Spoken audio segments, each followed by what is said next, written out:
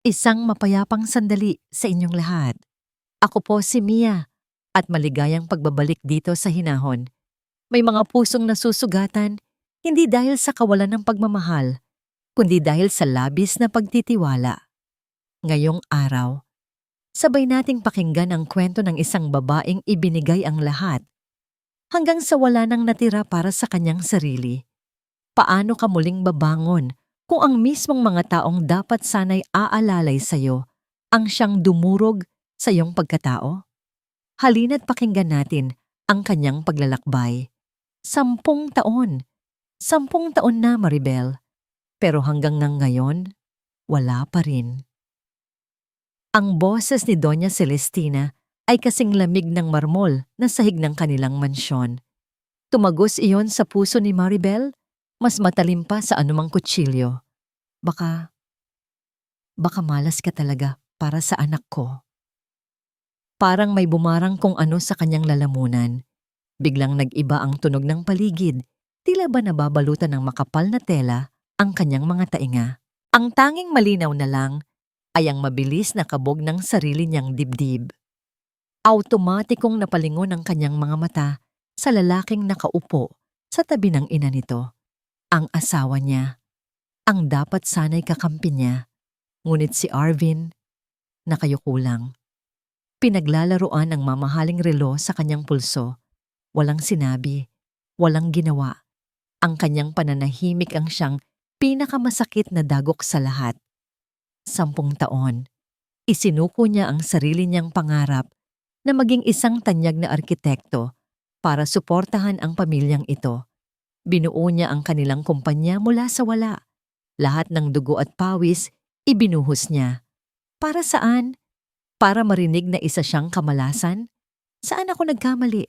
Nakita ni Maribel ang pagtayo ni Doña Celestina. Lumapit ito sa kanya at sa isang iglap, nagbago ang anyo ng mukha nito. Mula sa mapanghusga ay naging tila nag-aalala. Isang pekeng pag-aalala. Heto, inihanda ko para sa'yo. Inilapag nito sa mesa sa harap niya ang isang porselanang tasa, isang special herbal tea. Sabi ng pinagkuhanan ko, napakabisa raw nito. Subukan mo. Malay mo, ito na ang sagot. Maitim ang kulay ng likido. May kakaibang amoy ng mga pinakuluang dahon at ugat na hindi pamilyar sa kanya. Ngunit sa ilalim ng mapanuring tingin ng biyenan, ano pa bang magagawa niya? Pinilit ni Maribel na ngumiti. Isang nangiting pagod. Salamat po, Mama. Hinawakan niya ang tasa. Bahagyang nanginginig ang kanyang mga kamay habang dahan-dahan niyang inilapit yon sa kanyang mga labi. Mapait. Mapait ang lasa. Kasing pait ng nararamdaman niya. Pero nilunok niya ang lahat, bawat patak, hanggang sa maubos. Ayan, good. Sabi ni Doña Celestina na may tonong tila isang amo na nasiyahan sa ginawa ng kanyang alaga. Magpahinga ka na. Ako na ang bahala rito. Tumangulang si Maribel at tumayo para dalhin ang tasa sa kusina. Bawat hakbang, ramdam niya ang bigat. Pagod na ang kanyang katawan. Pagod na ang kanyang kaluluwa. Habang naghuhugas siya ng tasa, narinig niyang lumabas si Arvin sa terrace para sagutin ang isang tawag. Karaniwan lang iyon. Ngunit ngayon, bigla siyang nakaramdam ng kaba. Ipinilig niya ang ulo. Huwag, Maribel. Huwag kang mag-isip ng kung ano-ano. Patuloy siya sa pagliligpit. Ngunit ang boses ni Arvin, kahit pabulong, ay tila isinisigaw ng mga pader. Oo, alam ko. Saglit na katahimikan. Veronica, makinig ka. Napahinto si Maribel sa pagpunas ng mesa. Veronica, sino si Veronica? Ang bago niyang assistant? Huwag ka nang mag-alala. Sinisiguro ko sa'yo. Konting tiis na lang. Malapit na. Ang pagbagsak ng tasang porselana sa sahig ay gumawa ng isang malakas na ingay sa katahimikan ng mansyon. Agad na napalingon si Arvin mula sa terrace, ibinaba ang telepono. Nakita niya si Maribel, nakatayo sa gitna ng mga bubog, nakatingin sa kanya. Ang mga mata nito ay puno ng tanong na hindi niya kayang bigkasin. At sa mukha ni Arvin, sa isang segundo bago niya ito napalitan ng pagkainis, nakita ni Maribel ang isang emosyon na lalong nagpaguho sa kanyang mundo. Hindi galit, hindi pag-aalala, kundi takot. Gabi na, pero gising pa rin ang diwa ni Maribel. Ang pangalang Veronica ay paulit-ulit na tumatakbo sa kanyang isipan, isang multo na ayaw siyang patahimikin. Ang takot sa mga mata ni Arvin, iyon ang hindi niya malimutan. Sa loob ng 10 taon ng kanilang pagsasama, hindi niya kailanman pinakialaman ang mga personal na gamit nito. Tiwala. Iyon ang pundasyon na pinanghahawakan niya. Ngunit ngayong gabi, ang pundasyong yon ay may lamat na. Dahan-dahan siyang bumangon mula sa kama. Bawat galaw niya ay maingat. Ayaw niyang magising si Arvin na mahimbing na natutulog sa kabilang panig ng silid. Pumunta siya sa home office nito. Isang silid na siya mismo ang nagdisenyo, ngunit ngayon ay parang naging teritoryo ng isang estranghero. Ang tibok ng kanyang puso ay napakalakas. Halos marinig niya sa katahimikan ng gabi. Binuksan niya ang laptop ni Arvin. Buti na lang, alam niya ang password. Maribel 10. Ang numero ng kanilang anibersaryo. Isang mapait na ngiti ang gumuhit sa kanyang labi. Gaano kadali para sa kanya ang magsinungaling. Sa una, wala siyang nakitang kakaiba. Mga dokumento ng kumpanya, mga email sa kliyente.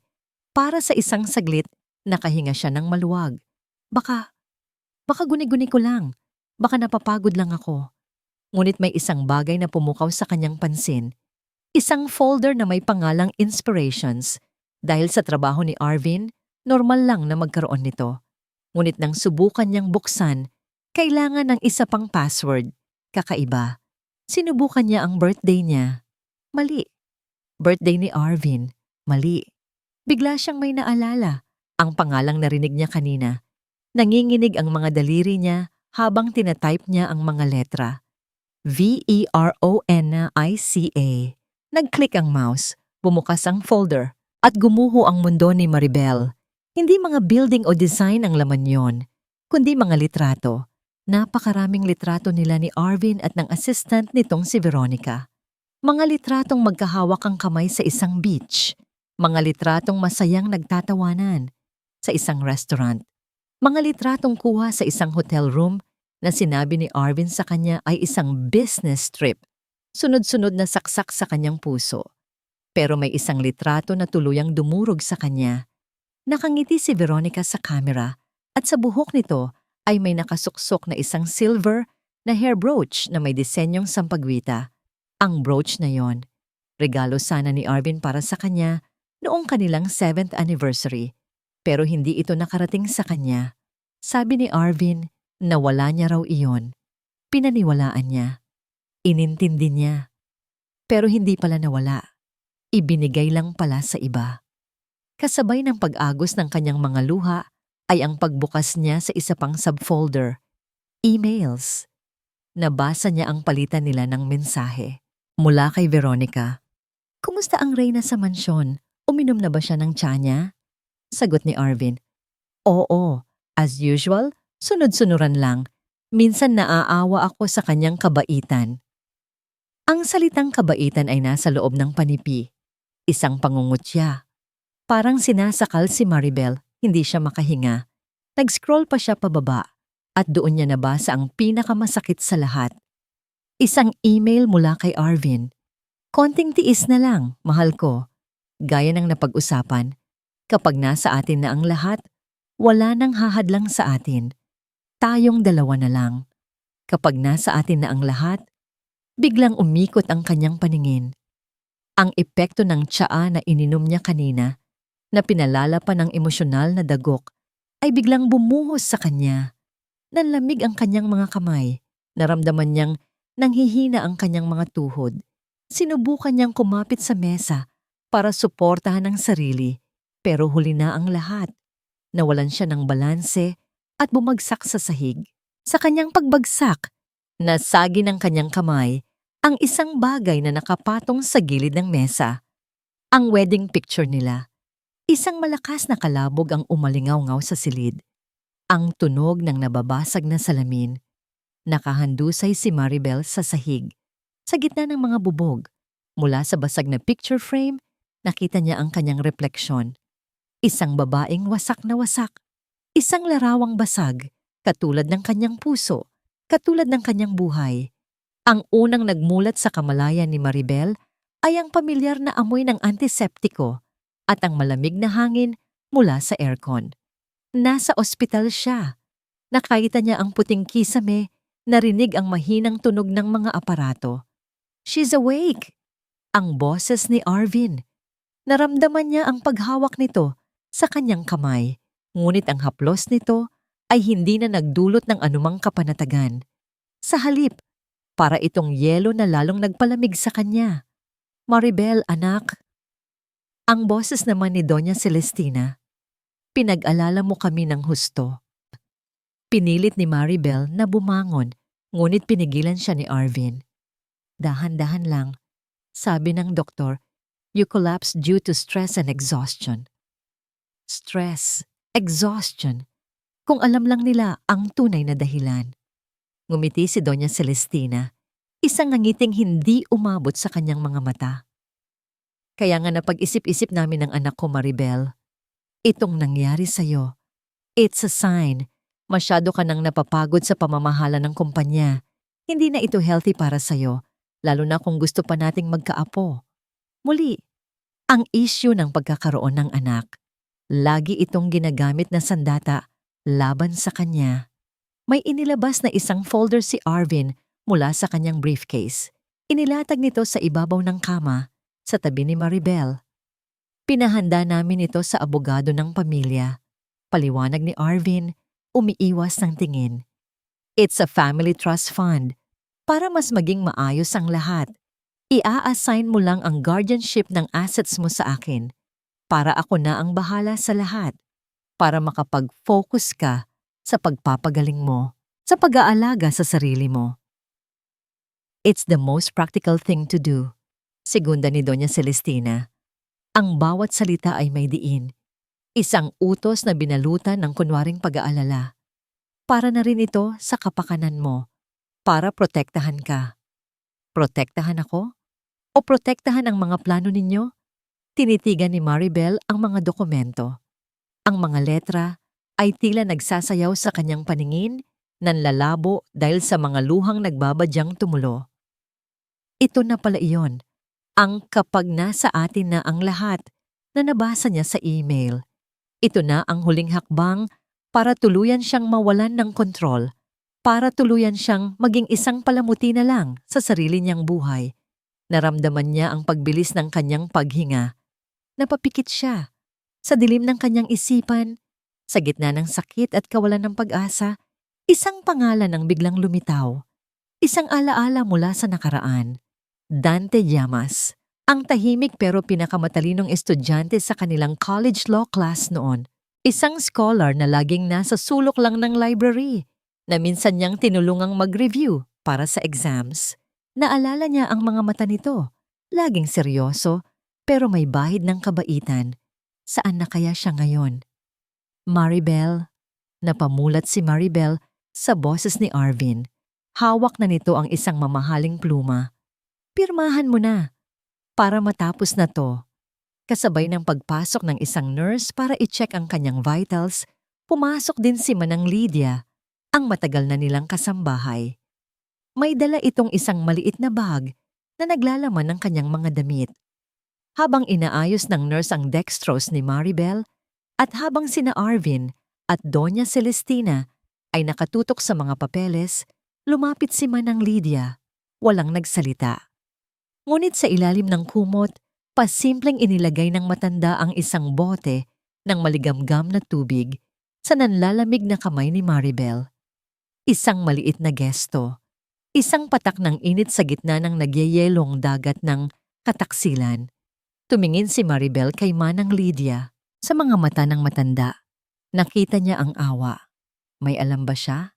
Ang init mula sa bote ay tila gumapang sa kanyang buong katawan, nagbibigay ng kaunting lakas.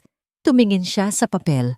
Tumingin siya sa plumang hawak ni Arvin at dahan-dahan kinuha niya iyon. Nanginginig. Hinawakan niya ang pluma. Ang dulo nito ay ilang pulgada na lang ang layo mula sa linyang kailangan niyang lagdaan. Nakatingin ang lahat sa kanya, nag-aabang. Ang bawat segundo ay tila isang oras. Nakikita niya ang nangiting tagumpay sa mga labi ng kanyang biyenan. Nakikita niya ang pagkainip sa mukha ng kanyang asawa. Ngunit sa kanyang isipan, ang pangalang Dante Llamas ang paulit-ulit na umiikot. Isang malayong pag-asa. Isang hiblang buhok na maaari niyang kapitan. Ang unang nagmulat sa kamalayan ni Maribel ay ang pamilyar na amoy ng antiseptiko at ang malamig na hangin mula sa aircon. Nasa ospital siya. Nakita niya ang puting kisame, narinig ang mahinang tunog ng mga aparato. "She's awake!" Ang boses ni Arvin. Naramdaman niya ang paghawak nito sa kanyang kamay, ngunit ang haplos nito ay hindi na nagdulot ng anumang kapanatagan. Sa halip, para itong yelo na lalong nagpalamig sa kanya. "Maribel, anak." Ang boses naman ni Doña Celestina. "Pinag-alala mo kami ng husto." Pinilit ni Maribel na bumangon, ngunit pinigilan siya ni Arvin. "Dahan-dahan lang," sabi ng doktor. "You collapsed due to stress and exhaustion." Stress, exhaustion. Kung alam lang nila ang tunay na dahilan. Ngumiti si Doña Celestina, isang ngangiting hindi umabot sa kanyang mga mata. "Kaya nga napag-isip-isip namin ng anak ko, Maribel. Itong nangyari sa'yo, it's a sign. Masyado ka nang napapagod sa pamamahala ng kumpanya. Hindi na ito healthy para sa'yo, lalo na kung gusto pa nating magkaapo." Muli, ang isyu ng pagkakaroon ng anak. Lagi itong ginagamit na sandata laban sa kanya. May inilabas na isang folder si Arvin mula sa kanyang briefcase. Inilatag nito sa ibabaw ng kama, sa tabi ni Maribel. "Pinahanda namin ito sa abogado ng pamilya." Paliwanag ni Arvin, umiiwas ng tingin. "It's a family trust fund.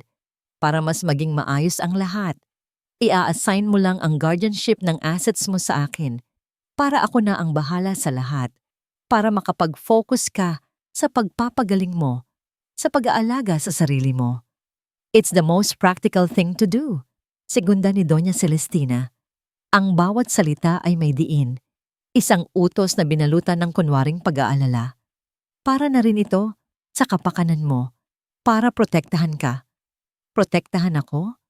O protektahan ang mga plano ninyo? Tinitigan ni Maribel ang mga dokumento. Ang mga letra ay tila nagsasayaw sa kanyang paningin, nanlalabo dahil sa mga luhang nagbabadyang tumulo. Ito na pala iyon, ang "kapag nasa atin na ang lahat" na nabasa niya sa email. Ito na ang huling hakbang para tuluyan siyang mawalan ng kontrol. Para tuluyan siyang maging isang palamuti na lang sa sarili niyang buhay. Naramdaman niya ang pagbilis ng kanyang paghinga. Napapikit siya. Sa dilim ng kanyang isipan, sa gitna ng sakit at kawalan ng pag-asa, isang pangalan ang biglang lumitaw. Isang alaala mula sa nakaraan. Dante Llamas. Ang tahimik pero pinakamatalinong estudyante sa kanilang college law class noon. Isang scholar na laging nasa sulok lang ng library na minsan niyang tinulungang mag-review para sa exams. Naalala niya ang mga mata nito, laging seryoso pero may bahid ng kabaitan. Saan na kaya siya ngayon? "Maribel?" Napamulat si Maribel sa boses ni Arvin. Hawak na nito ang isang mamahaling pluma. "Pirmahan mo na, para matapos na to." Kasabay ng pagpasok ng isang nurse para i-check ang kanyang vitals, pumasok din si Manang Lydia, ang matagal na nilang kasambahay. May dala itong isang maliit na bag na naglalaman ng kanyang mga damit. Habang inaayos ng nurse ang dextrose ni Maribel at habang sina Arvin at Doña Celestina ay nakatutok sa mga papeles, lumapit si Manang Lydia. Walang nagsalita. Ngunit sa ilalim ng kumot, pasimpleng inilagay ng matanda ang isang bote ng maligamgam na tubig sa nanlalamig na kamay ni Maribel. Isang maliit na gesto. Isang patak ng init sa gitna ng nagyayelong dagat ng kataksilan. Tumingin si Maribel kay Manang Lydia. Sa mga mata ng matanda, nakita niya ang awa. May alam ba siya? Ang init mula sa bote ay tila gumapang sa kanyang buong katawan, nagbibigay ng kaunting lakas. Tumingin siya sa papel. Tumingin siya sa plumang iniaabot ni Arvin. At dahan-dahan, kinuha niya iyon. Nanginginig. Hinawakan niya ang pluma. Ang dulo nito ay ilang pulgada na lang ang layo mula. Sa linyang kailangan niyang lagdaan, nakatingin ang lahat sa kanya, nag-aabang.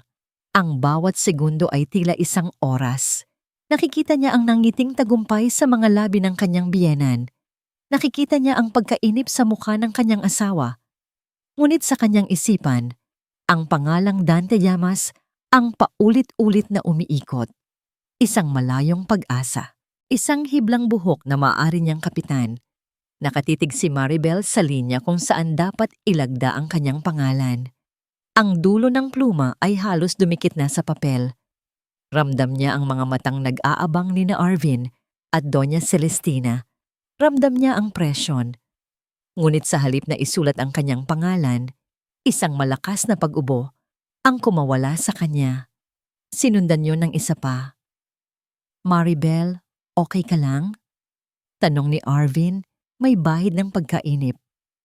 Umiling si Maribel, hinawakan ng kanyang sentido. Medyo nahihilo pa ako. Pasensya na. Ibinalik niya ang pluma kay Arvin. Hindi ko yata kayang basahin ito ng maayos ngayon. Pwede bang pag-aralan ko muna kapag medyo malinaw na ang isip ko? Nakita niya ang pagkunot ng noo ni Doña Celestina. Handa nang tumutol. Pero naunahan ito ni Arvin. Sige. Of course. Ang mahalaga ay ang kalusugan mo. Isang sagot na para sa nurse na naroroon pa rin, hindi para sa kanya. Babalik na lang kami mamaya. Pagkaalis nila, naiwan si Maribel sa katahimikan ng kwarto. Hinintay niyang umalis din ang nurse. Nang mag-isa na lang siya kasama si Manang Lydia, doon lang siya huminga ng malalim. Manang, ang cellphone ko po? Pakiusap niya, halos pabulong. Walang tanong na kinuha ni Manang Lydia ang bag niya at iniabot sa kanya ang telepono. Tila ba naiintindihan nito ang bigat ng sitwasyon? Nanginginig ang mga daliri ni Maribel habang binubuksan niya ang internet browser. Tinipa niya ang pangalang nasa isip niya. Dante Llamas. Lumabas ang ilang resulta. Isang law firm, Llamas and Associates Legal Services. Kinilabutan siya nang makita ang litrato sa website. Si Dante nga, mas may edad na, mas seryoso ang dating, pero ang mga mata niya, ganoon pa rin, may talino at integridad. Atty. Dante Llamas, one of the top corporate and family law litigators in the country. Hindi siya nagkamali ng naalala. Nang walang pag-aalinlangan, pinindot niya ang numero ng telepono ng opisina. Isang sekretarya ang sumagot. I would like to speak with Attorney Llamas. It's a personal and urgent matter, sabi ni Maribel. Pinipilit na maging kalmado ang kanyang boses. My name is Maribel Reyes. Ilang sandali ng paghihintay na parang walang katapusan. Pagkatapos ay isang boses ng lalaki ang narinig niya sa kabilang linya. Isang boses na pamilyar, ngunit mas malalim at mas matatag ngayon. Maribel? Maribel Reyes? Dante! Ako nga. Isang saglit na katahimikan. Nasaan ka? Okay ka lang ba? Kailangan kita makausap, diretsong sabi ni Maribel. Ang mga luha ay nagbabadyang muli. Please! Nagkita sila sa isang maliit at tahimik na coffee shop malapit sa ospital. Pagkatapos niyang ma-discharge, nakaupo si Maribel sa isang sulok, nakayuko. Pinaglalaruan ang laylayan ng kanyang damit. Nang dumating si Dante, nag-angat siya ng tingin. Kitang-kita niya ang pagkagulat sa mga mata nito habang tinititigan siya. Ang dating Maribel na kilala nito ay masayahin at puno ng buhay. Ang babaeng nasa harap niya ngayon ay maputla, payat, at may anino ng kalungkutan sa mga mata. Umupo si Dante sa tapat niya. Walang paghuhusga, walang katanungan. Naghintay lang siya. Dumating ang waiter. "Coffee po, sir, ma'am." "Just 2 glasses of water, please." Sagot ni Dante sa waiter, habang ang tingin ay nananatili kay Maribel. Binalingan siya nito at sinabi sa mahinang boses, "Let's start with something clear.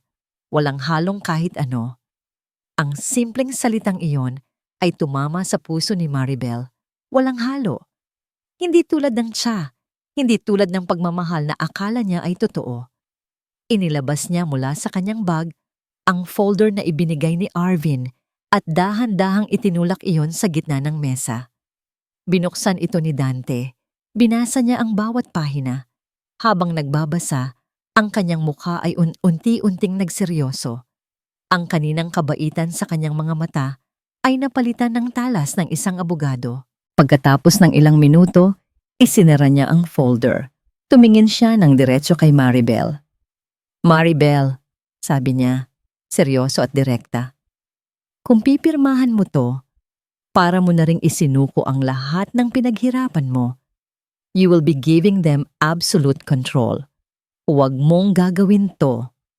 Iyon lang ang kailangan niyang marinig. Isang kumpirmasyon mula sa isang taong mapagkakatiwalaan niya. Isang boses na nagsasabing hindi siya nababaliw. Tumango si Maribel.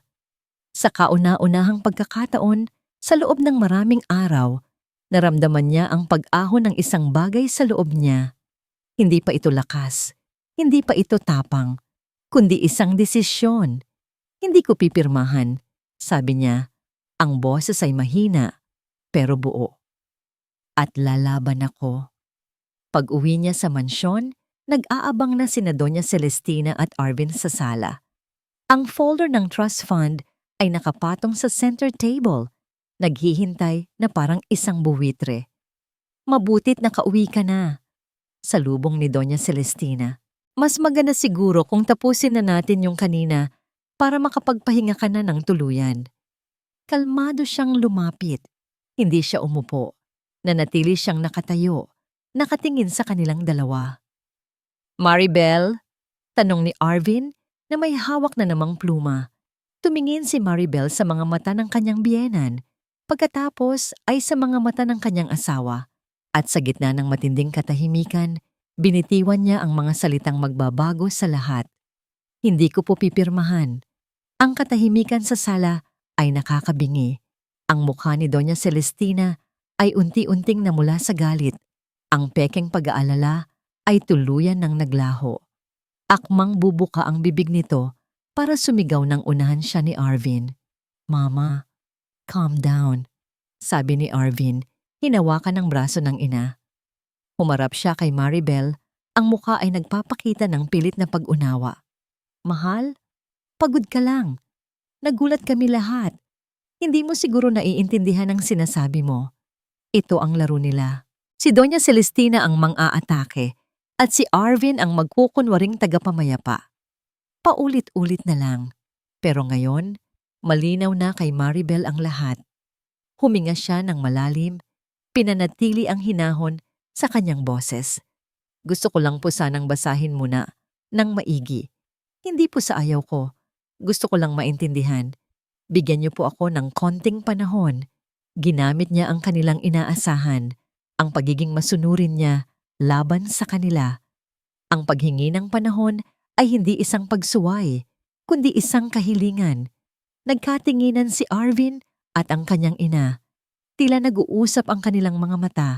Sa huli, tumango si Doña Celestina, bagamat halatang napipilitan. "Sige, 1 linggo. Pero pagkatapos noon, aayusin na natin ito." 1 linggo. Yun lang ang panahong meron siya. Kinabukasan, sinabi ni Maribel na pupunta siya sa simbahan para magdasal at mag-isip-isip. Isang dahilan na hindi nila maaring tutulan, pero hindi sa simbahan ang tunay niyang punta.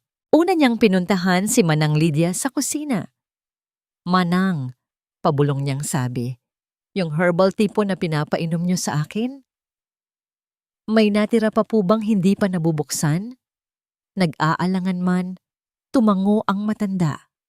Kumuha ito ng isang maliit na selyadong pakete mula sa isang cabinet at pasimpleng iniabot sa kanya. Mag-iingat ka, Hija. Sunod na destinasyon ni Maribel ay isang maliit at pribadong diagnostic clinic sa kabilang parte ng syudad. Isang lugar na malabong may makakilala sa kanya.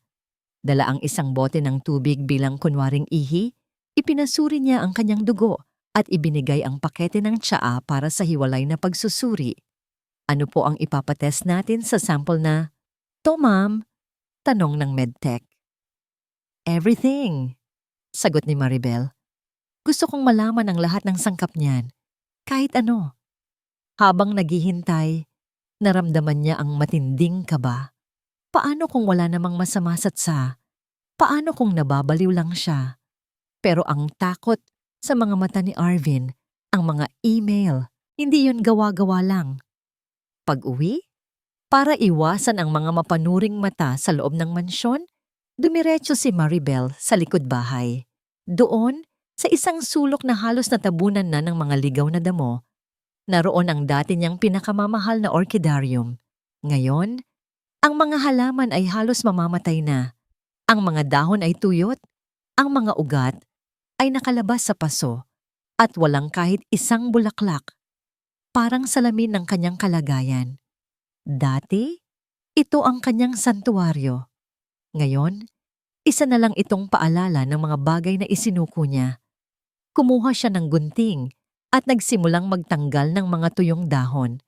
Hinawakan niya ang lupa. Kumuha siya ng tubig. Dahan-dahan, isa-isa, inalagaan niya ang bawat halaman. Sa bawat pagbunot niya ng damo, pakiramdam niya ay may tinatanggal siyang isang kasinungalingan sa buhay niya. Sa bawat pagdilig niya ng tubig, pakiramdam niya ay binibigyan niya ng lakas ang sarili niya. Hindi niya namalayan ang oras, nakalimutan niya ang takot, nakalimutan niya ang sakit. Ang tanging naroroon ay siya, ang lupa, at ang mga halaman na humihingi ng pangalawang pagkakataon para mabuhay.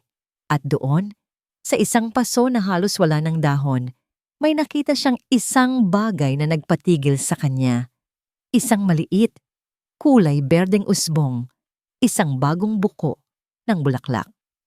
Sa kauna-unahang pagkakataon, sa loob ng napakatagal na panahon, ngumiti si Maribel. Isang totoong nangiti na para lang sa kanyang sarili. Isang patunay na kahit sa gitna ng pagkawasak, may pag-asang umusbong. Biglang nagring ang kanyang cellphone sa bulsa. Isang hindi rehistradong numero. Kinakabahan man, sinagot niya ito. "Hello? Si Mrs. Maribel Reyes po ba ito?" Tanong ng isang boses ng lalaki sa kabilang linya. "Yes, speaking." "Ako po si Dr. Alcaraz mula sa MedPath Clinic." Huminto ang doktor, tila naghahanap ng tamang salita. Natahimik si Maribel, hinihintay ang hatol. "Mrs. Reyes," pagpapatuloy ng doktor, at sa pagkakataong ito, seryoso na ang kanyang boses. "Kailangan po nating mag-usap agad." Ang biyahe papunta sa klinika ay parang walang katapusan. Bawat pag-andar ng sasakyan, bawat paghinto sa trapiko, ay nagpapabigat sa hanging dinadala ng dibdib ni Maribel. Ang seryosong boses ni Dr. Alcaraz ay umuulit-ulit sa kanyang isipan. Sa loob ng opisina ng doktor, ang hangin ay mas mabigat pa. Inilatag ni Dr. Alcaraz ang 2 folder sa kanyang mesa. Isa para sa blood test, isa para sa toxicology report ng TSA. "Mrs. Reyes," simula ng doktor, ang mga mata niya ay puno ng profesional na awa. "Let's start with your blood results." Itinuro niya ang isang linya ng mga numero. "Your hormone levels are erratic, and there are markers indicating significant stress on your reproductive system. On their own, they are concerning." Huminga ng malalim si Maribel, hinahanda ang sarili. "And the T, Doc?" Binuksan ng doktor ang pangalawang folder. Ang mukha niya ay naging mas seryoso pa. "This is not just concerning, Mrs. Reyes. This is alarming." Itinuro niya ang isang komplikadong pangalan ng isang chemical. "This compound, found in high concentration in the tea, is derived from a rare plant root. In small controlled doses, It's used in some very niche traditional medicine. Pero sa dami ng nakita namin sa sample, this is not for healing. This is a slow-acting poison. Parang may humaplos na yelo sa batok ni Maribel. Poison? It doesn't kill you outright. Paglilinaw ng doktor. Ang target nito ay ang nervous system at ang endocrine system. Over time, it causes fatigue, dizziness, mental fog, and eventually, it can lead to infertility.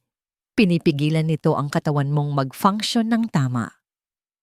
Ang lahat ng naramdaman niya sa mga nakaraang buwan, ang pagkahilo, ang pagkapagod na hindi maipaliwanag, ang pakiramdam na parang may mali sa sarili niyang katawan. Hindi pala yun dahil sa stress. May gumagawa nito sa kanya. Sinasadya.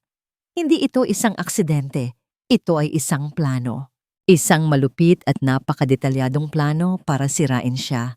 Hindi lang ang kanyang pag-iisip, kundi pati na rin ang kanyang pagkababae. Walang luhang pumatak. Ang sakit na naramdaman niya noong una ay napalitan ng isang bagay na mas matindi. Isang galit na malamig at matigas na parang bato sa kanyang sikmura. Ang babaeng umiiyak sa sahig ng opisina ni Arvin ay wala na. "Doc," sabi niya, ang boses ay kalmado sa isang paraan na nakakatakot. "Kailangan ko po ng opisyal na kopya ng lahat ng ito. Notarized, if possible." Tumingin sa kanya ang doktor, puno ng pag-unawa. "Of course, I understand." Diretso si Maribel mula sa klinika papunta sa opisina ni Dante. Inilatag niya ang mga resulta ng laboratorio sa mesa nito. Habang binabasa ni Dante ang mga dokumento, nakita ni Maribel ang pagbabago sa kanyang anyo. Ang dating kalmadong abogado ay napalitan ng isang taong nag-aalab sa galit. Humigpit ang pagkakahawak niya sa mga papel. "This is not just grounds for annulment, Maribel," sabi ni Dante, ang boses ay mababa at puno ng diin. "This is attempted frustrated homicide. This is a criminal act." Ang marinig iyon mula sa isang abogado. Ang makita ang reaksyon sa mukha ng isang taong nasa labas ng kanyang magulong mundo, ang nagpatunay sa lahat. Hindi siya nag-iimbento. Hindi siya paranoid. Ang panganib ay totoo. "Anong gagawin natin?" tanong ni Maribel. "Marami," sagot ni Dante. "Pero kailangan nating maging matalino. Hindi natin sila pwedeng basta-basta sugurin. Gagamitin natin to. Pero, sa tamang panahon." Kinuha ni Dante ang kanyang telepono. "I have a trusted private investigator. Kailangan nating malaman kung saan galing ang tsaa na ito. We need to trace the source." Habang nakikipag-usap si Dante sa telepono, napatingin si Maribel sa kanyang mga kamay na nakapatong sa mesa. Hindi na ito nanginginig. Sa halip, nakakuyom ito ng mahigpit. Ramdam niya ang pagbabago sa sarili niya. Ang apoy ng galit ay hindi na nakakasunog. Sa halip, nagbibigay ito ng liwanag. Liwanag para makita ang daan palabas sa dilim. Pagkatapos ng tawag, bumaling si Dante sa kanya. Napansin nito ang nakakuyom niyang mga kamay. Dahan-dahan, sa isang paraan na magalang at puno ng suporta, ipinatong ni Dante ang kanyang kamay sa ibabaw ng kamay ni Maribel. Hindi ito isang romantikong haplos. Ito ay isang kilos ng pakikiisa. Isang pangako. "Hindi ka nag-iisa dito, Maribel," sabi niya. Sa pagkakataong yon, tumango si Maribel. Naramdaman niya ang init ng palad ni Dante. Isang paalala na sa gitna ng lahat ng panlalamig, mayroon pa ring taong handang dumamay. Ngunit bago pa man siya makapagsalita, isang ala-ala ang bumalik sa kanyang isipan. Ang mukha ni Manang Lydia. Ang pag-abot nito ng bote ng mainit na tubig. Ang pag-abot nito ng pakete ng tsaa. Paano kung kasama siya sa plano? Ang pagdududa ay isang lason din. At nagsisimula na itong kumalat sa kanyang sistema. Umuwi si Maribel sa mansyon na may dalang bagabag. Ang imahe ni Manang Lydia ay hindi maalis sa kanyang isipan. Ang matanda ba ay isang biktima rin? O isang kasabwat? Kinagabihan, habang naghahanda siya para matulog, narinig niya ang mahinang hikbi mula sa labas ng kanyang silid. Dahan-dahan niyang binuksan ang pinto at nakita niya si Manang Lydia sa pasilyo. Nakaupo sa sahig, yakap ang mga tuhod at umiiyak ng tahimik. Sa halip na kumprontahin ito ng may galit, isang bagay sa loob ni Maribel ang nagsabing kailangan niya itong lapitan ng may pag-iingat. Manang, mahinang tawag niya. Nagulat ang matanda at mabilis na pinunasan ang kanyang mga luha. Ay, Ma Maribel, pasensya na po. Naglilinis lang po ako. Isang halatang pagsisinungaling. Umupo si Maribel sa tabi nito sa sahig, isang bagay na hindi niya kailanman ginawa noon. Manang, naririnig ko po kayo. May problema po ba? Hindi nakasagot agad si Manang Lydia. Patuloy lang ang pag-agos ng kanyang mga luha. Wala po ito, ma'am. Pagod lang po siguro. Dahil po ba sa tsa? Ang direktang tanong ni Maribel ay nagpatigil sa matanda. Tumingin ito sa kanya, ang mga mata ay puno ng takot at pagkakasala. Doon nakita ni Maribel ang kanyang sagot. Hindi ko po alam, ma'am. Halos pabulong na, sabi ni Manang Lydia. Patawarin niyo po ako. Wala pa po kayong inaamin, Manang. Bakit po kayo humihingi ng tawad? Malumanay na tanong ni Maribel. At doon, bumigay na ang matanda. Sa gitna ng kanyang mga hikbi, ikinuwento niya ang lahat. Si Veronica pala ang nagdadala ng mga pakete ng tsa sa mansyon linggo-linggo. Sinabi raw nito na iyon ay mga espesyal na vitamins mula sa isang sikat na herbolaryo sa probinsya para tulungan si Maribel na magbuntis. Si Doña Celestina naman ang naguutos sa kanya na tiyaking naiinom iyon ni Maribel araw-araw. Ang sabi po nila, para sa ikabubuti niyo, naawa po ako sa inyo, kaya sinunod ko. Naniniwala po ako sa kanila. Sabi ni Manang Lydia, nanginginig ang boses. Pero nitong mga nakaraang araw, nakikita ko po kayo. Lalo po kayong nanghihina. At may narinig po akong usapan nila tungkol sa mga papeles. Sa yaman nyo, doon ko po naramdaman na may mali. Hindi ko na po kaya ng konsensya ko, Ma'am Maribel. Ang bigat sa dibdib ni Maribel ay bahagyang gumaan. Si Manang Lydia ay isa ring biktima. Ginamit dahil sa kanyang kabaitan at utang na loob sa pamilya. Imbes na magalit, naramdaman ni Maribel ang awa. Ito ang klase ng manipulasyon na ginagawa ng pamilya ni Arvin. Ginagamit nila ang kahinaan at kabutihan ng ibang tao para sa sarili nilang kapakanan. Hinawakan ni Maribel ang mga kamay ng matanda. Hindi niyo po kasalanan, Manang. Ginawa lang po kayong instrumento. Nag-angat ng tingin si Manang Lydia. Ang mga mata ay puno ng pasasalamat. Salamat po, ma'am. Salamat. Pero kailangan ko po ng tulong niyo. Pagpapatuloy ni Maribel. Kung gusto niyo pong itama ang lahat, tulungan niyo po ako. Tumango ang matanda ng walang pag-aalinlangan. Kahit ano po, ma'am. Kahit ano. Biglang may naalala si Manang Lydia. Tumayo ito at pumasok sa kanyang maliit na kwarto. Pagbalik nito, may dala itong isang bagay na nakabalot sa isang panyo. Ito po, sabi niya. Naiwan po yata ito ni Ma'am Veronica nung huli siyang pumunta rito.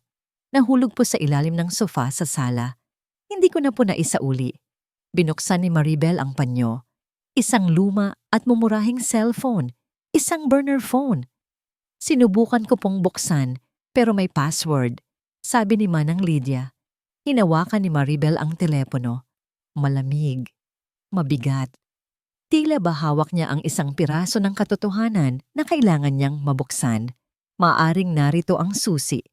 Ang susi para malaman kung saan at kanino galing ang lason na sumisira sa kanyang buhay. Dinala ni Maribel ang burner phone kay Dante kinabukasan. Sa tulong ng isang tech expert na kakilala nito, nagawa nilang i-bypass ang password. Ang laman ng telepono ay hindi marami, pero sapat na. May ilang text messages dito na hindi pa nabubura. Isang mensahe ay mula sa isang hindi kilalang numero, malamang ang supplier. Package delivered, same place, same amount, burn after reading. Isang mensahe naman ay para sa isang kaibigan ni Veronica.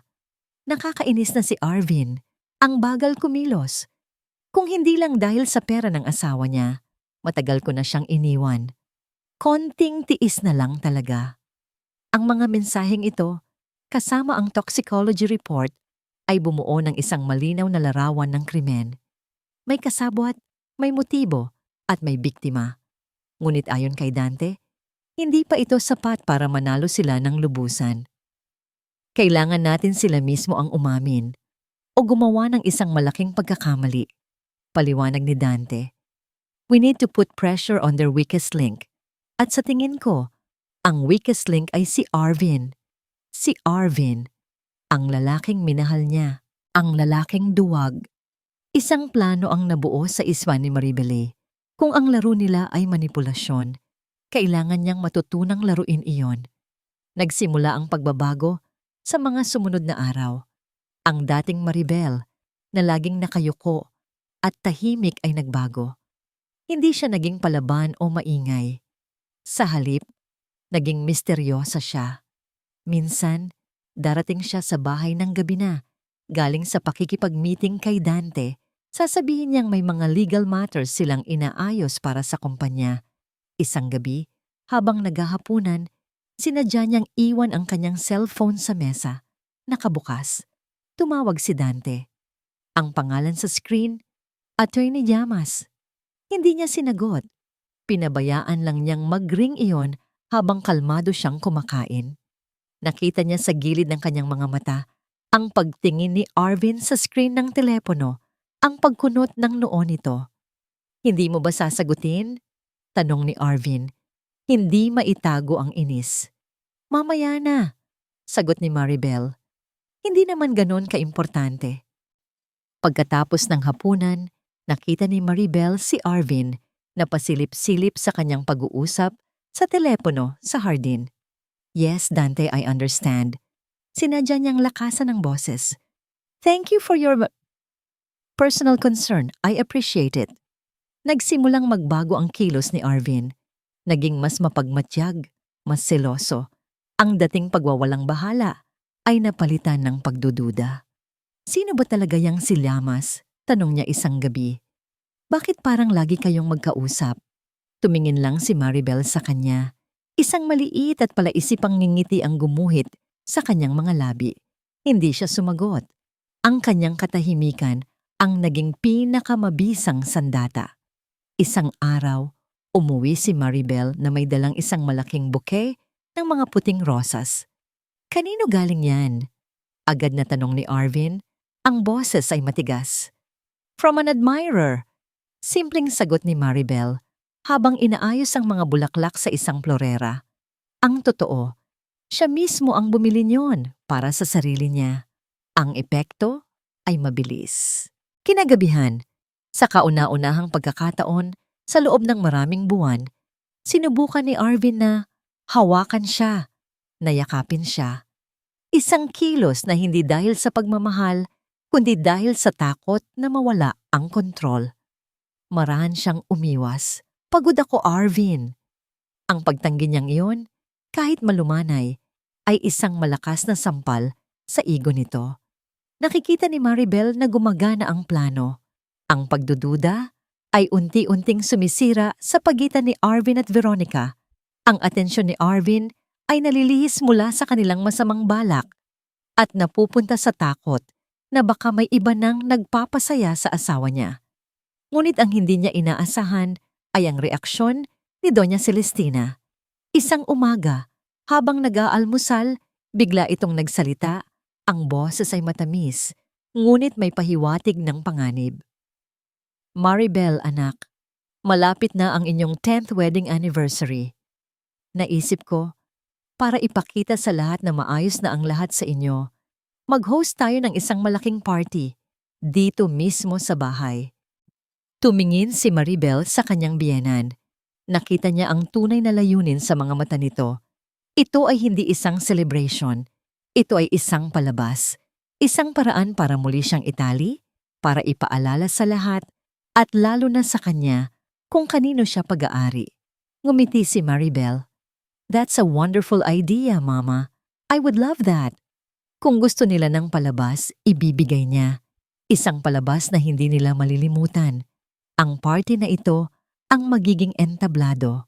Ang entablado para sa kanyang paghihiganti. Nagsimula ang countdown.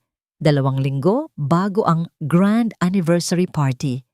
Para kina Arvin at Doña Celestina, ito ay paghahanda para sa isang sosyal na kaganapan. Para kay Maribel at Dante, ito ay paghahanda para sa isang laban. Ang mga araw ni Maribel ay naging isang serye ng mga dobleng buhay.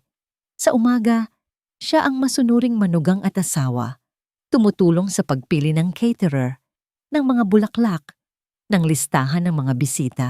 Nakikipagtawanan siya kay Doña Celestina, sumasang-ayon sa bawat mungkahi nito, habang sa loob-loob niya ay tinitimbang ang bawat detalye para sa kanyang sariling plano.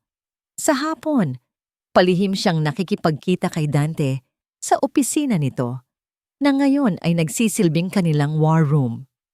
Habang abala sila sa party, tayo naman ay abala sa paputok.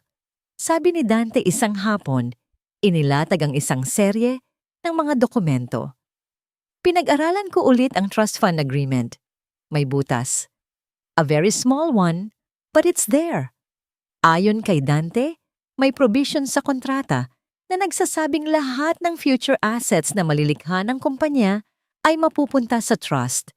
Pero wala itong sinasabi tungkol sa paglikha ng isang bagong korporasyon. Gamit ang kapangyarihan niya bilang CEO at sa tulong ng legal na kaalaman ni Dante, nagsimulang kumilos si Maribel. Palihim niyang inilipat ang mga pinakamahahalagang kontrata at kliyente ng kanilang kumpanya sa isang bagong shell corporation na siya lamang ang may-ari. Isa-isa, hinuhubaran niya ng laman ang kumpanyang inaasam ni na Arvin at Doña Celestina. Ginagawa itong isang kaha na walang halaga. Kapag pinirmahan mo na ang trust fund sa gabi ng party, paliwanag ni Dante, ang ibibigay mo lang sa kanila ay isang bangkay ng kumpanya. Samantala, si Manang Lydia ang nagsilbing kanilang mga mata at tainga sa loob ng mansyon. Isang gabi, iniabot nito kay Maribel ang isang maliit na piraso ng papel. Schedule po ni Ma'am Veronica. Narinig ko sa usapan nila ni Sir Arvin, pabulong ng matanda. Lagi po siyang pumupunta sa isang supplier sa may bandang Tondo tuwing Biyernes ng hapon. Ibinigay ni Maribel ang impormasyon kay Dante. Agad na ipinadala ng private investigator ang isang surveillance team. Ang mga gabi ni Maribel ay ginugugol niya kasama si Dante sa opisina nito. Pinaplano ang bawat segundo ng gabi ng party. Madalas, inaabutan na sila ng hating gabi, napapaligiran ng mga dokumento at mga tasa ng kape. Isang gabi, habang abala si Maribel sa pag-review ng isang dokumento, inabutan siya ni Dante ng isang cup ng instant noodles. Mukhang nakalimutan mo na namang kumain, sabi nito. Isang maliit na ngiti sa kanyang mga labi. Umupo ito sa tapat niya.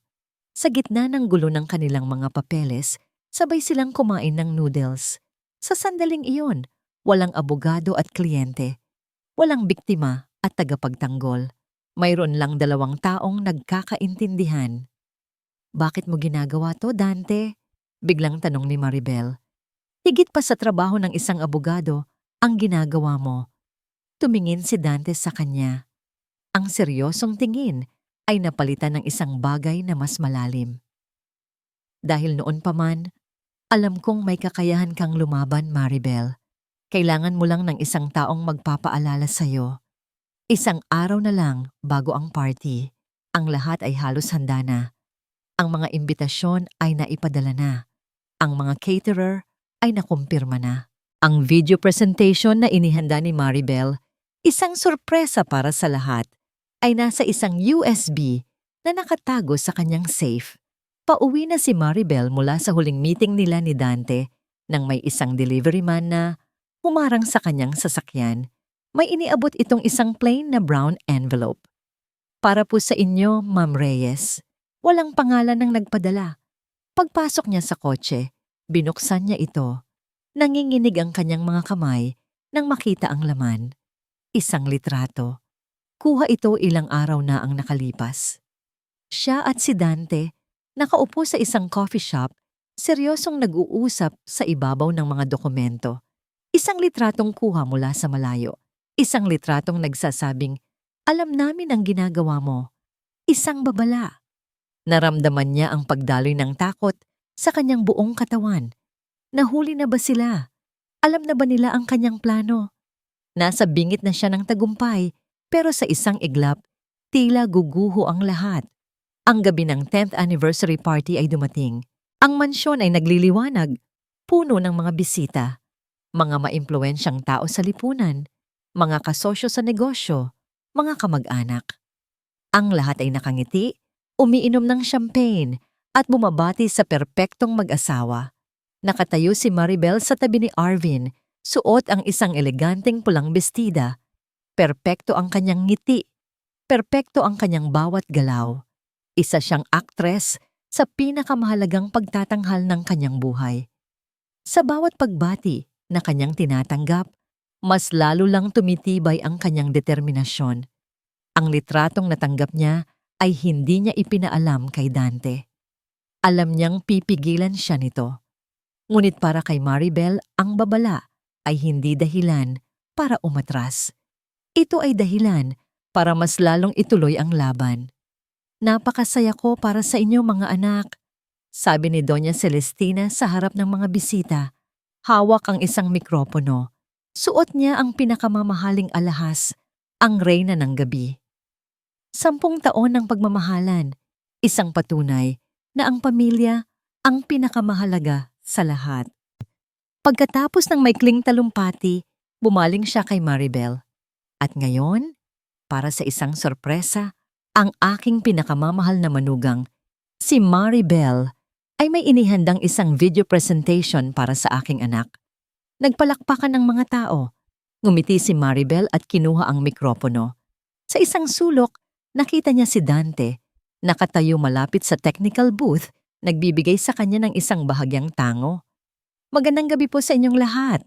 Simula niya, ang kanyang boses ay kalmado at malinaw. "Salamat po sa pagdalo. 10 taon, isang mahabang panahon, maraming alaala. At ngayong gabi, gusto ko pong ibahagi sa inyo ang ilan sa mga alaalang iyon." Ibinigay niya ang hudyat. Nagsimula ang video sa isang malaking screen sa likod niya. Sa una, mga masasayang litrato ang lumabas. Ang kanilang kasal, ang kanilang mga unang travel, ang pagtatayo ng kanilang kumpanya. Nakahinga ng maluwag si Doña Celestina at Arvin. Ngumiti sila, nasiyahan sa palabas. Ngunit dahan-dahan, nagiba ang musika. Mula sa masaya, naging malungkot. At pagkatapos ay naging mapanganib. Ang mga litrato ay napalitan ng isang video. Isang hidden cam footage, kuha ng private investigator.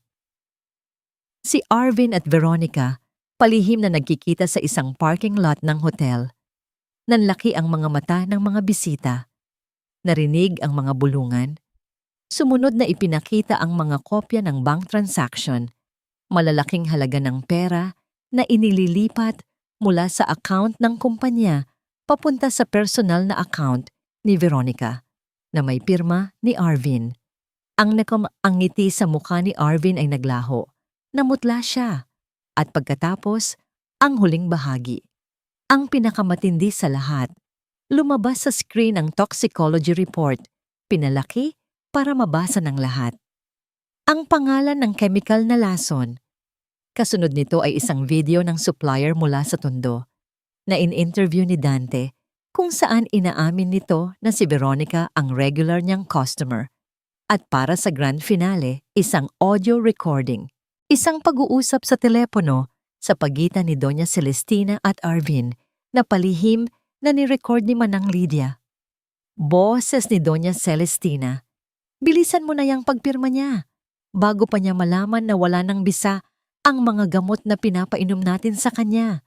Boses ni Arvin, "Don't worry ma, isang kembot na lang. Ako nang bahala kay Maribel." Sa puntong yun, ang katahimikan sa hardin ay nakakabingi. Ang mga bulungan ay tumigil. Ang lahat ng mga mata ay nakatuon sa pamilyang nasa entablado, na ngayon ay tila mga kriminal na nahatulan na. Tumingin si Maribel mula sa screen papunta sa mga taong sumira sa kanya. Nakita niya ang pagkagulat, ang galit, ang hiya sa mukha ni Doña Celestina. Nakita niya ang pagkasuklam sa sarili at takot sa mukha ni Arvin. At nakita niya si Veronica, nakasama sa mga caterer, sinusubukang tumakas pero hinarang na ng security na inihanda ni Dante. Bumalik siya sa mikropono. Ang boses niya ay hindi na nanginginig. Ito ay matatag na parang bakal. 10 taon ng kasinungalingan, 10 taon ng lason, hindi lang sa tsaa, kundi sa bawat araw na kasama ko kayo. Tumingin siya ng diretso kay Arvin. This marriage is over. Pagkatapos ay bumaling siya kay Doña Celestina. And so is your game. Ibinaba niya ang mikropono sa entablado. Isang malakas na thud ang umalingaw-ngaw sa katahimikan. Ang screen sa likod niya ay nag-itim at ang buong mansyon na kanina'y puno ng tawanan at musika ay nabalot sa isang nakakabinging, nakakahiyang katahimikan. Ang katahimikan ay sinira ng isang tunog, ang pag-click ng mga takong sa sahig. Dahan-dahang bumaba si Maribel mula sa entablado. Nilagpasan ang kanyang biyenan na parang estatwang hindi makagalaw. At ang kanyang asawa na nakatungo, hindi makatingin kaninuman. Ang mga bisita ay tila nagising mula sa isang masamang panaginip. Walang nagsalita. Isa-isa, nagsimula silang maglakad palayo. Ang iba ay umiiling. Ang iba ay may halong awa at pagkamuhis sa kanilang mga mukha. Ang bawat pag-alis ay isang dagok sa natitirang dignidad ng pamilya Reyes. Sa gitna ng entablado, hindi na kinaya ni Doña Celestina ang matinding hiya. Ang reyna ng gabi ay biglang nanghina. Umikot ang kanyang paningin at bumagsak siya sa sahig, nawalan ng malay. "Mama!" sigaw ni Arvin, ang unang salitang lumabas sa kanyang bibig mula nang magsimula ang video. Dinaluhan siya ng ilang mga kamag-anak, habang ang iba ay mabilis na tumawag ng ambulansya. Samantala, sa kabilang dulo ng hardin, 2 security guard na inarkila ni Dante ang magalang na lumapit kay Veronica.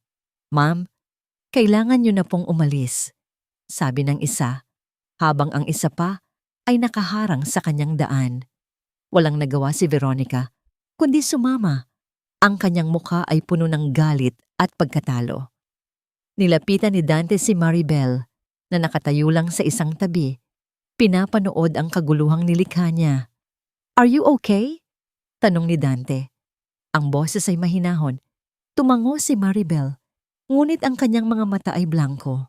"I don't know what I'm feeling," amin niya. Walang saya, walang galit, parang wala lang. Ito ang resulta ng paghihiganti. Isang pakiramdam ng kawalan.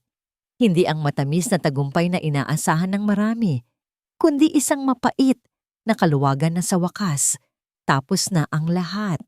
Habang isinasakay si Doa Celestina sa stretcher, biglang kumawala si Arvin mula sa mga kamag-anak at tumakbo palapit kay Maribel. Lumuhod ito sa kanyang harapan, hinawakan ang laylayan ng kanyang bestida. "Maribel, please, patawarin mo ako." Pagmamakaawa niya, ang mga luha ay umaagos sa kanyang mga pisngi. "Nagkamali ako. Magsimula tayo ulit. Please, mahal kita." "Mahal?" ulit ni Maribel. Ang boses niya ay walang emosyon. "Hindi mo alam ang kahulugan ng salitang yan, Arvin." Dahan-dahan niyang inalis ang kamay nito sa kanyang damit. Tinalikuran niya ito at nagsimulang maglakad palayo. Palayo sa entablado. Palayo sa mga bisitang natitira. Palayo sa 10 taon ng kanyang buhay na nasayang. Humarap si Dante sa landas niya, tila isang pader na haharang sa anumang susubok na saktan siya. Tumayo si Arvin. Ang kanyang pagmamakaawa ay napalitan ng galit. "Hindi mo ito magagawa sa akin, sa amin, sa pamilya natin." Sigaw niya, ang boses ay basag. Huminto si Maribel sa paglalakad, ngunit hindi siya lumingon. "Wala nang tayo, Arvin. At lalong wala ng pamilya. Sinira niyo ang lahat." Nagpatuloy siya sa paglalakad papasok ng mansyon, Sa gitna ng mga nagkalat na baso ng champagne at mga pagkaing hindi nagalaw, ang bawat hakbang ay papalayo sa kanyang nakaraan. Nang makalabas siya sa gate ng mansyon, huminga siya ng malalim. Ang hangin ng gabi ay malamig, pero sa kauna-unahang pagkakataon, sa loob ng napakatagal na panahon, naramdaman niyang malaya siyang huminga. Maya-maya lang, tumigil ang sasakyan ni Dante sa kanyang tabi. Binuksan nito ang pinto. Sumakay siya. Walang nagsalita habang umaandar ang sasakyan, papalayo sa mansyon na puno ng mga sirang pangarap. Biglang nag-vibrate ang telepono sa kanyang purse. Kinuha niya ito. Isang text message mula kay Arvin. Binasa niya ito. I will not let you get away with this. Hindi pa tayo tapos. Isang banta. Isang pangako ng gulo. Pero sa halip na matakot, pinatay ni Maribel ang kanyang telepono. Ibinaba niya ang bintana ng sasakyan at tinanaw ang mga ilaw ng syudad. Tapos na siya sa takot. Tapos na siya sa pagiging biktima. Kung hindi pa tapos si Arvin, iyon ay problema na nito. Dahil para kay Maribel, ang gabing ito ang tunay na katapusan at ang simula ng lahat. Lumipas ang mga linggo. Ang banta ni Arvin ay hindi nagkatotoo. Ang katibayan na inilatag ni Maribel kasama ang tulong ni Dante at ang testimonya ni Manang Lydia ay sapat na para maannul ang kanilang kasal, maibalik sa kanya ang lahat ng kanyang ari-arian at kasuhan sina Arvin at Veronica ng pandaraya at frustrated homicide. Sa huli, umabot sila sa isang settlement, hindi dahil sa awa ni Maribel, kundi dahil sa matinding kahihiyan ni Doña Celestina at ang takot na tuluyan silang makulong. Ang pamilya Reyes ay nawalan ng lahat, hindi lang ng pera, kundi pati na rin ng pangalan at respeto sa lipunan. Samantala, lumabas si Maribel sa lahat ng gulo. Hindi lang buo, kundi mas malakas. Isang umaga, sa halip na umupo sa kanyang executive office na ngayon ay maluwag na muling pagmamay-ari niya, dumiretso siya sa kanyang hardin. Ang orchidarium na dating tuyot at nalalanta ay muling nabuhay. Ang mga dahon ay berde at marami ng usbong. Ang iba ay namumulaklak na. Iba't ibang kulay ng orkidyas sumasayaw sa ihip ng hangin. Doon, tinawagan niya ang kanyang abogado. Dante, sabi niya, ang boses ay puno ng liwanag. Gusto ko po sanang mag-hold ng press conference.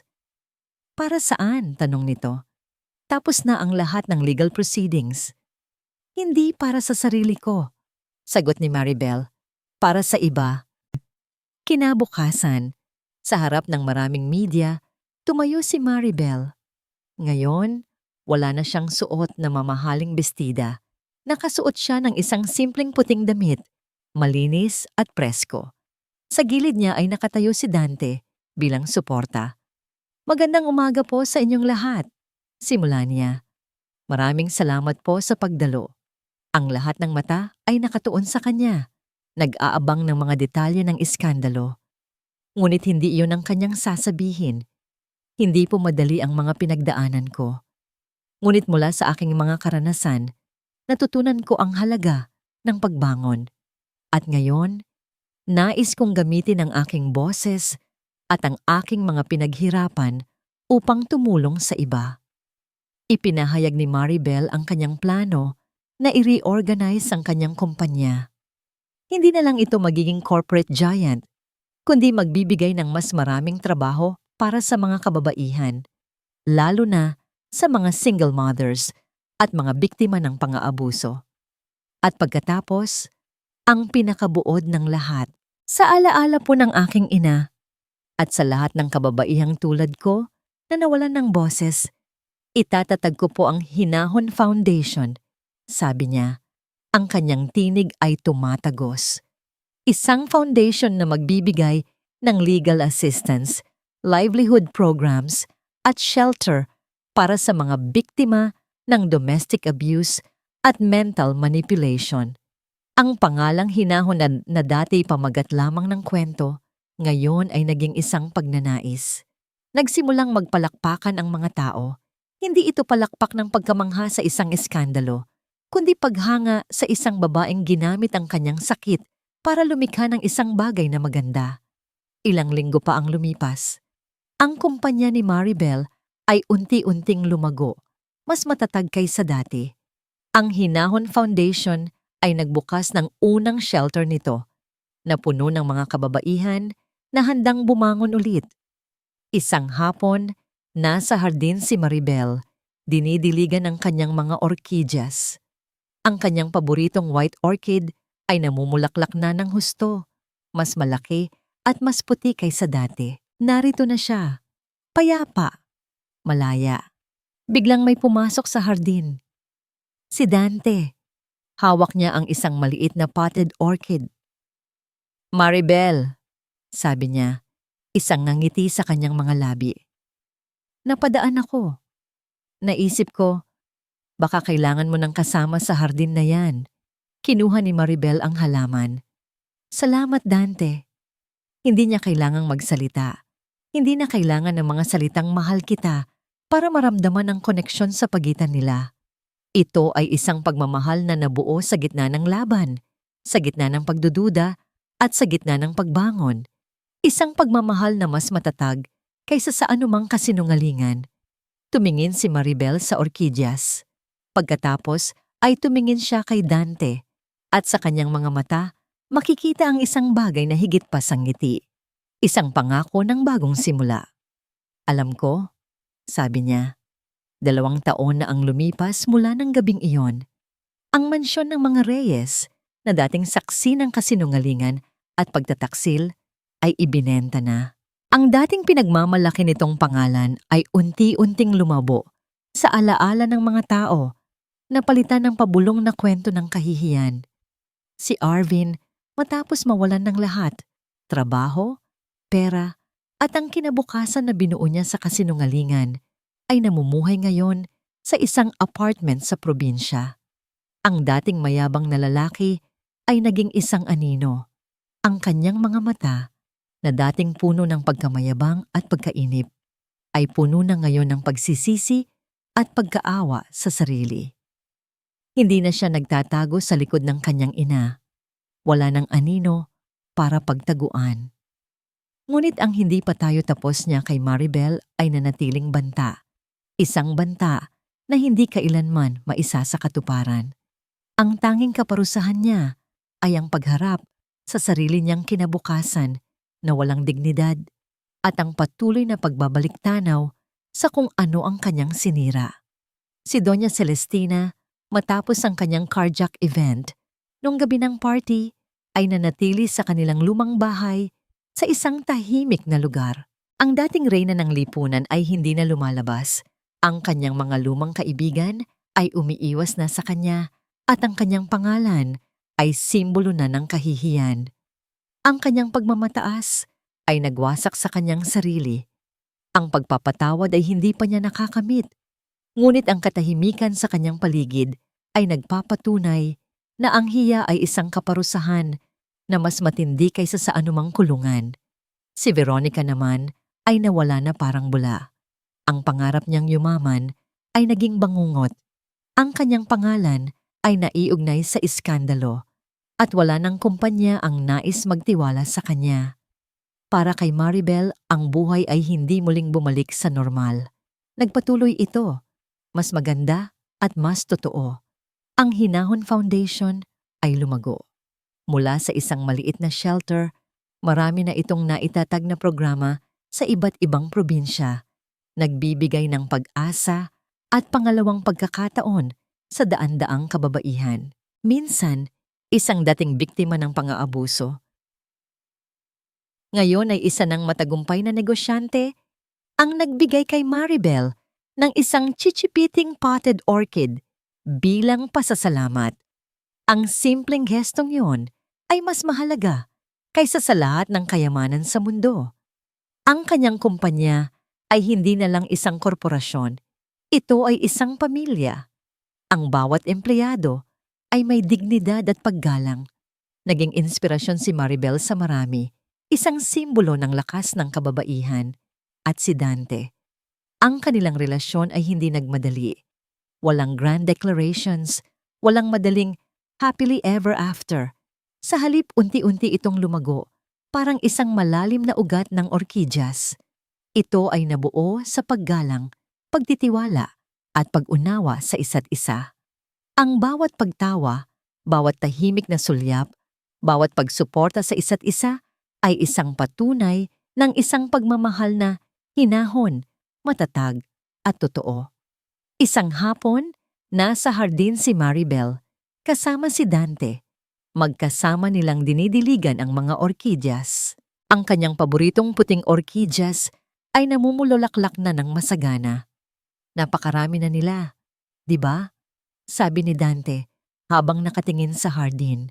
Ngumiti si Maribel. Oo, dati, akala ko, hindi na sila mabubuhay.